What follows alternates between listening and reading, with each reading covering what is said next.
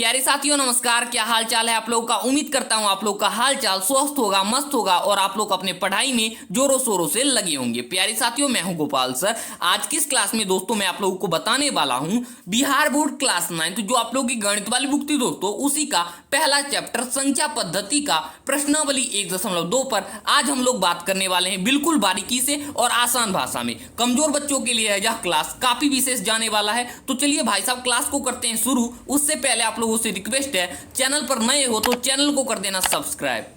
प्यारे साथियों पहले हम क्वेश्चन नंबर 1 को आसान भाषा में पढ़ लेंगे, उसके बाद यह प्रश्न कहता क्या है यह आप लोगों को समझा देंगे, उसके बाद हम प्रश्न को बनाना प्रारंभ करेंगे। देखिए दोस्तों हमारा क्वेश्चन नंबर 1 है, नीचे दिए गए कथन सत्य हैं या असत्य, कारण के साथ अपने उत्तर दीजिए। दोस्तों आप लोग समझने का प्रयास कीजिएगा हमारा प्रश्न कहता क्या है। यहां पर देखिए दोस्तों बोल रहा है नीचे दिए गए कथन सत्य हैं या असत्य। यहां पर दोस्तों कुछ कथन दिए गए हैं जैसे कि पहला, दूसरा, तीसरा। ये कथन दोस्तों सत्य हैं या असत्य, ये पहले हमको बताना है। उसके बाद क्या करना है दोस्तों, यहां पर देखिए आप लोग कारण के साथ अपने उत्तर दीजिए। उसके बाद दोस्तों हमको कारण देना, ये कैसे, जैसे ये प्रश्न सत्य है तो ये सत्य क्यों है इसका हम कारण देंगे। प्यारे साथियों हमारा क्वेश्चन नंबर 1 का पहला प्रश्न है, प्रत्येक अपरिमेय संख्या एक वास्तविक संख्या होती है। दोस्तों हमसे पूछ रहा है प्रत्येक अपरिमेय संख्या यानी सभी अपरिमेय संख्या एक वास्तविक संख्या होती है दोस्तों, लिखेंगे सत्य। अब देखिए दोस्तों लिखेंगे सत्य और कारण में लिखेंगे दोस्तों क्योंकि सभी परिमेय और अपरिमेय संख्याओं का संग्रह ही वास्तविक संख्या होती है। प्यारे साथियों हमारा क्वेश्चन नंबर 1 का दूसरा प्रश्न है, संख्या रेखा का प्रत्येक बिंदु रूट m के रूप का होता है जहां m एक प्राकृत संख्या है। यहां पर देखिए दोस्तों पूछ रहा है संख्या रेखा का प्रत्येक बिंदु रूट m के रूप का होता है। बिल्कुल नहीं होता है दोस्तों, तो हम क्या लिखेंगे, असत्य लिखेंगे। यहां पर देखिए दोस्तों लिखेंगे असत्य और कारण में लिखेंगे दोस्तों क्योंकि रूट 2 और रूट 3 के बीच अनंत संख्याएं होती है जो कि रूट m के रूप के नहीं होता, जहां m एक पूर्णांक है दोस्तों। और यहां पर क्या बोल रहा था, m एक प्राकृत संख्या है जो कि गलत है, इसलिए ये हो जाएगा दोस्तों असत्य। प्यारे साथियों हमारा क्वेश्चन नंबर 1 का अंतिम प्रश्न है क्वेश्चन नंबर 3, प्रत्येक वास्तविक संख्या एक अपरिमेय संख्या होती है। दोस्तों हमको बताना ये सत्य है या असत्य। देखिए दोस्तों बोल रहा है प्रत्येक वास्तविक संख्या एक अपरिमेय संख्या होती है, बिल्कुल नहीं होती है दोस्तों। तो हम क्या लिखेंगे, यहां पर दोस्तों लिखेंगे असत्य, यहां पर दोस्तों लिखेंगे असत्य और कारण में क्या देंगे दोस्तों, लिखेंगे क्योंकि वास्तविक संख्या में परिमेय संख्या भी होती है। देखिए दोस्तों वास्तविक संख्या में परिमेय भी संख्या होती है तो अपरिमेय संख्या नहीं हो सकती।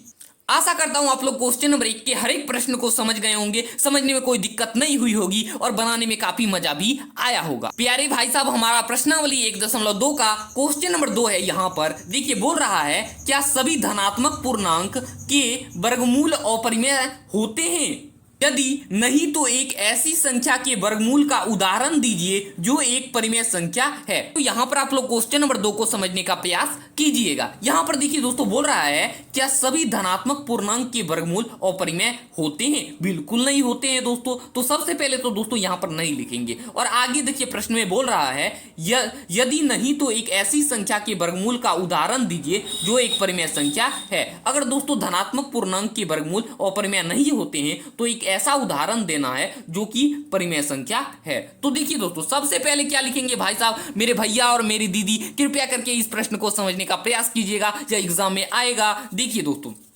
सबसे पहले क्या लिखेंगे, यहां पर देखिए लिखेंगे सभी धनात्मक पूर्णांक के वर्गमूल अपरिमेय नहीं होते हैं। जैसे कि रूट 16 ले लिए और बराबर में आया दोस्तों 4, यानी रूट 16 दोस्तों ये अपरिमेय संख्या था और जब रूट से दोस्तों बाहर निकला बन गया 4 जो कि परिमेय संख्या है, जो एक परिमेय संख्या है। यही दोस्तों इसका उत्तर हो गया। आशा करता हूं मेरे भाई मेरे दीदी को कोई समझने में कोई दिक्कत नहीं हुई होगी। प्यारे साथियों हमारा क्वेश्चन नंबर 3 है, दिखाइए कि संख्या रेखा पर रूट 5 को किस प्रकार निरूपित किया जा सकता है। प्यारे साथियों आप लोग क्वेश्चन नंबर 3 को समझने का प्रयास कीजिएगा। बोल रहा है दिखाइए कि संख्या रेखा पर रूट 5 को किस प्रकार निरूपित किया जा सकता है। यानी कि दोस्तों यहां पर बोल रहा है संख्या रेखा पर रूट 5 को किस प्रकार निरूपित किया जा सकता है, यानी संख्या रेखा पर दोस्तों रूट 5 को दर्शाने को बोल रहा है। तो हम सबसे पहले क्या करेंगे भाई साहब, इस प्रश्न को बनाने में दोस्तों डिवाइडर, इंची और चांद चांद का सहायता लगेगी। तो दोस्तों अब हम क्या करेंगे, यहां पर देखिए सबसे पहले बोल रहा है संख्या रेखा बनाने को, तो सबसे पहले इंची का जरूरत पड़ेगा। हम संख्या रेखा दोस्तों यहां से खींच लेंगे ऐसे करके।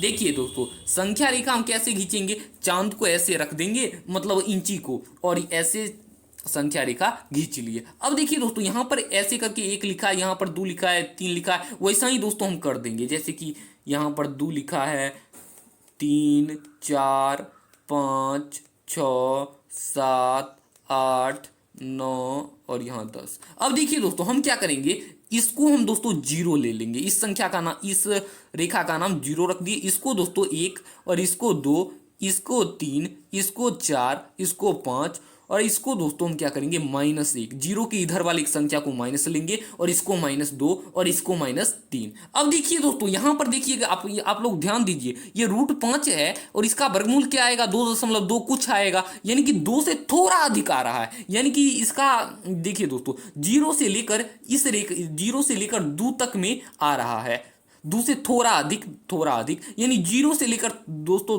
2 से थोड़ा अधिक आ रहा है। यहां से इस रेखा से लेकर यहां से यहां तक आ रहा है, तो यहां तक दोस्तों हमें थोड़ा सा कर दिया है। अब देखिए दोस्तों यहां पर आएगा डिवाइडर का काम और इंची का भी काम आएगा। अब हम क्या करेंगे दोस्तों, ये 2 को, ई वाला जो आप लोगों को दिख रहा है, ये वाला यहां पर देखिए, इसको थोड़ा सा सीधा कर लेते हैं।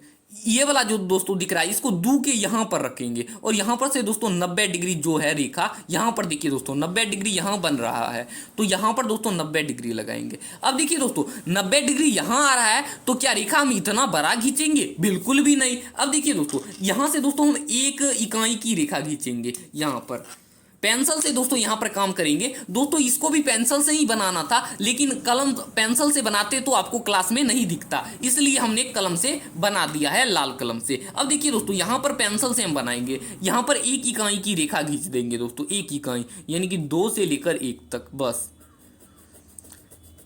देखिए दोस्तों 1 इकाई की हमने रेखा खींच दिया है। 1 इकाई की दोस्तों हमने रेखा खींचा कि नहीं, खींचा है। अब क्या करेंगे दोस्तों, 0 से लेकर 2 तक में 2 से थोड़ा अधिक आ रहा है इसका वर्गमूल, यानी कि यहां से लेकर यहां तक आ रहा है, तो हम क्या करेंगे, इसको हम 0 से मिला देंगे।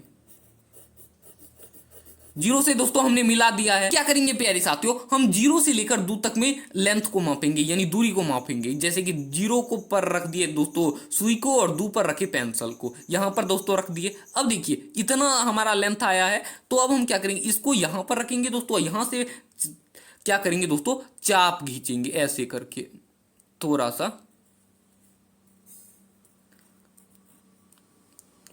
सा दोस्तों यहां पर हमने चाप खींच दिया, यानी कि दोस्तों यहां से लेकर यहां तक हमने चाप खींचा है। और ये जो दोस्तों आपको चाप दिख रहा है, ये चाप ही √5 को दर्शाता है। अब देखिए दोस्तों यहां से लेकर यहां तक की इकाई का क्या नाम था दोस्तों, यहां पर आप लोगों को नहीं दिख रहा था, इसलिए हमने कलम इस पर चला दिया। यहां से दोस्तों यहां तक की इकाई कितना था, 1 था, यहां पर हम 1 लिख देंगे। और 0 से लेकर 2 तक में दूरी कितना था दोस्तों, 2 ही था, तो यहां पर हम 2 लिख दिए। और √5 दोस्तों यहां पर दर्शा रहा है।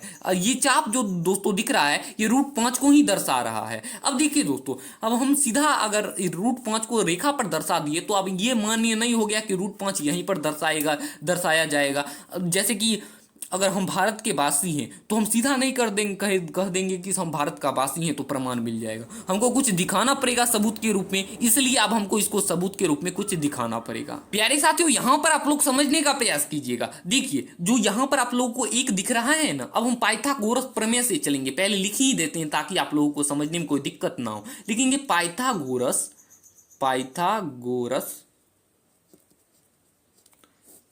प्रमेय से।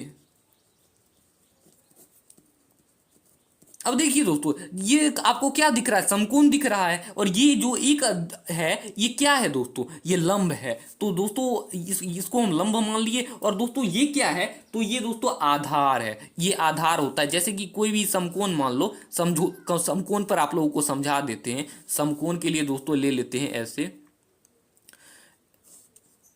इसको दोस्तों समकोण मान लो, इसको दोस्तों लंब कहते हैं, इसको आधार कहते हैं, इसको कर्ण कहते हैं समकोण में। तो देखिए दोस्तों इसका प्रमेय, पाइथागोरस प्रमेय से जब हम चलेंगे तो इसका सूत्र होता है, क्या सूत्र होता है दोस्तों, तो कर्ण बराबर क्या होता है, रूट एंडर लंब स्क्वायर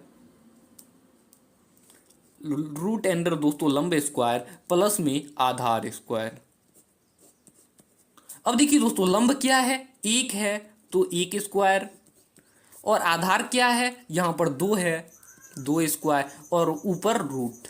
अब देखिए दोस्तों एक का स्क्वायर क्या होता है, एक का स्क्वायर दोस्तों एक होता है, और दो का स्क्वायर क्या होता है, दो का स्क्वायर दोस्तों चार होता है। अब देखिए एक और चार को दोस्तों हम जोड़ेंगे तो क्या हो जाएगा, पांच हो जाएगा, यानी रूट ऊपर दोस्तों रूट था, यानी रूट पांच आ गया, यानी कर्ण बराबर दोस्तों क्या आ रहा है, रूट पांच आ रहा है। देखिए सिद्ध हो गया दोस्तों, रूट पांच आ रहा है। ये इसको दोस्तों कर्ण कहते हैं, इस ये वाले भाग को दोस्तों कर्ण कहते हैं, जो कि रूट पांच आ रहा है, और हमने एक संख्या रेखा पर रूट पांच को निरूपित कर दिया है।